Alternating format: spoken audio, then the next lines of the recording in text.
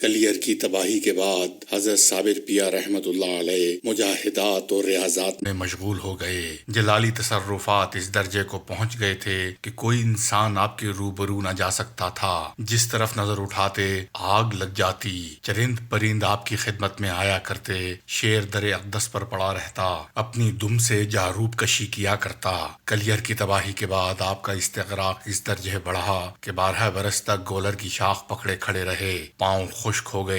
جب یہ خبر بابا صاحب کو پہنچی تو انہوں نے اصحاب سے فرمایا کہ جو کوئی صابر کو بٹھا دے، جو مانگے سو پاوے۔ حضرت شیخ شمس الدین نے عرض کیا، اگر آپ اس خادم کو اجازت دیں تو میں حاضر ہوں۔ اجازت ملتے ہی حضرت شیخ شمس الدین جانب کلیئر روانہ ہو گئے۔ حضرت خواجہ شمس الدین ترک چلتے چلتے جب دیوبند کے قریب پہنچے تو وہاں ایک شعلہ نمودار ہوا۔ ریڑھ کی پہنچ کر بھی وہی شعلہ دکھائی دیا۔ حضرت خواجہ صاحب نے اس شعلے کی رہنمائی پر دائیں طرف چل کر آپ کی پشت پر جہاں اب نقار خانہ ہے پہنچ گئے۔ وضو کر کے دوگانہ شکرانہ ادا کیا، پھر کھڑے ہو کر خوش الہانی سے تلاوت قرآن مجید شروع کر دی۔ جب نصف قرآن ختم کر چکے اور تھک گئے تو دم لینے کی خاطر خاموش ہو گئے۔ اس وقت مخدوم صاحب نے آنکھیں کھول کر فرمایا، اور پڑھو۔ خواجہ شمس الدین نے عرض کیا، مجھ کو خدمت اقدس میں رہنے کی اجازت ہو تو سناؤں۔ حضرت مخدوم صاحب رحمت اللہ علیہ نے فرمایا، اچھا، لیکن ہمارے روبرو نہ آنا، پس پشت ہی رہنا۔ خواجہ شمس الدین نے عرض کیا، غریب نواز کھڑے کھڑے میرے پاؤں سن ہو گئے ہیں، ارشاد ہوا بیٹھ جاؤ۔ خواجہ صاحب نے عرض کیا، یہ بے ادبی مجھ سے نہیں ہو سکتی کہ حضور تو کھڑے رہیں اور میں بیٹھ جاؤں۔ حضرت مخدوم صاحب رحمت اللہ علیہ نے فرمایا، میں بیٹھ نہیں سکتا۔ خواجہ صاحب نے عرض کیا، اگر حکم ہو تو بٹھا دوں۔ حضرت مخدوم صاحب نے فرمایا، میں بیٹھ نہیں سکتا۔ خواجہ صاحب نے بکمال دقت آپ کو زمین پر بٹھایا۔ پاؤں کے اعصاب خشک ہو جانے سے آپ کے پاؤں پھیلے رہے۔ خواجہ شمس الدین مالش کے لیے تیل اپنے ہمراہ لائے تھے۔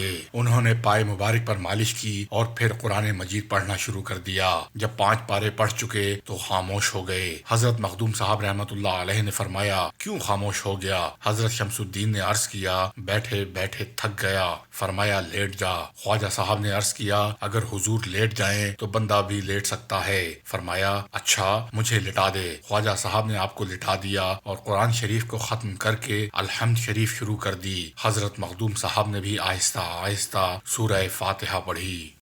اس کے بعد حضرت مخدوم رحمت اللہ علیہ نے فرمایا، تو کون ہے؟ خواجہ صاحب نے عرض کیا، مجھے پاک پتن سے بابا صاحب نے بھیجا ہے۔ یہ سن کر حضرت مخدوم صاحب نے نہایت اشتیاق کے ساتھ دریافت فرمایا، میرے شیخ اچھے ہیں؟ خواجہ صاحب نے عرض کیا، اچھے ہیں۔ حضرت مخدوم صاحب نے فرمایا، اب جب تم پاک پتن جاؤ، بابا صاحب کی خدمت میں میری جانب سے سلام عرض کرنا۔ اس کے بعد حضرت مخدوم صاحب نے حکم دیا کہ بابا صاحب کی خدمت میں رہ کر علم حاصل کرو اور وہیں ان کی خدمت میں رہو، جب ان کا وصال ہو جائے تو ہمارے پاس آ جاؤ۔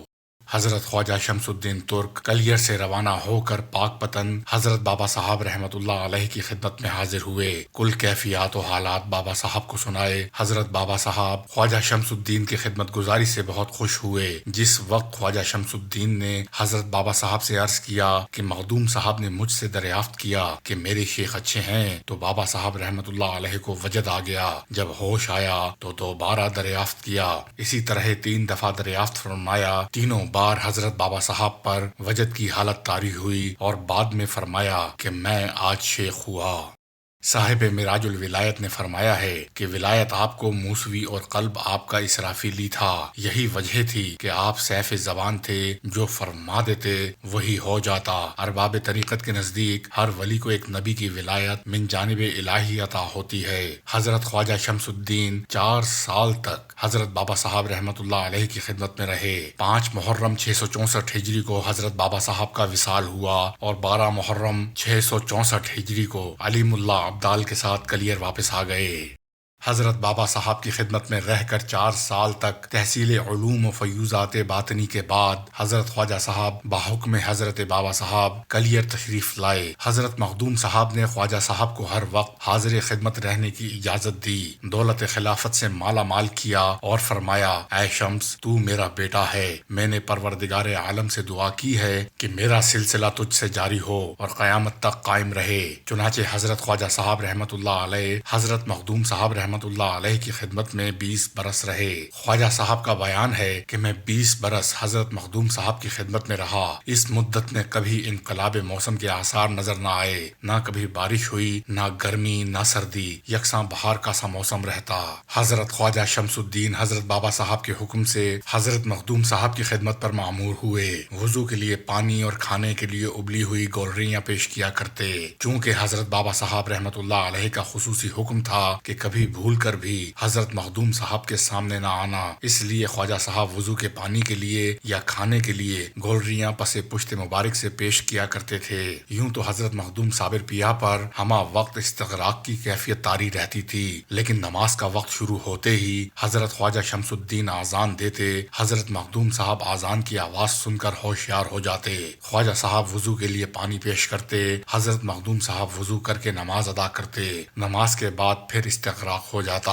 حضرت مخدوم صاحب رحمت اللہ علیہ پر کبھی غلبہ ذوق و شوق ہوتا تھا، کبھی عشق و محبت کا غلبہ، کبھی خواہش طعام ہوتی تو ابلی ہوئی گولریاں بغیر نمک کے شوق فرماتے تھے، کبھی استغراق میں بے ہوشی طاری ہو جاتی تو بے حس و حرکت رہتے، جدھر نگاہ جم گئی، پلک سے پلک نہ ملتی تھی۔ انسان تو انسان، کسی جانور کی مجال نہ تھی کہ آپ کے سامنے سے گزر سکے، انوار ذات گرمی پھونک دیتی تھی۔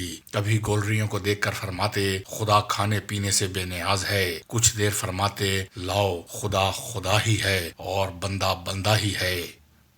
ایک مرتبہ خواجہ امیر خسرو رحمت اللہ علیہ حضرت سلطان المشائخ حضرت خواجہ نظام الدین اولیاء محبوب الہی رحمت اللہ علیہ کی اجازت سے حضرت مخدوم صاحب رحمت اللہ علیہ کی زیارت کے لیے تشریف لائے۔ دوران گفتگو حضرت مخدوم صاحب نے خواجہ امیر خسرو سے دریافت کیا، تمہارے شیخ کے کتنے مرید ہیں؟ حضرت امیر خسرو نے عرض کیا، اتنے جتنے آسمان کے ستارے۔ حضرت مخدوم صاحب نے فرمایا، ہمارا تو ایک شمس ہی ہے۔ یہ وہ زمانہ تھا جب حضرت مخدوم صاحب ہفتے عشرے میں سبز پتوں یا ابلی ہوئی گولریوں سے روزہ افطار فرمایا کرتے تھے۔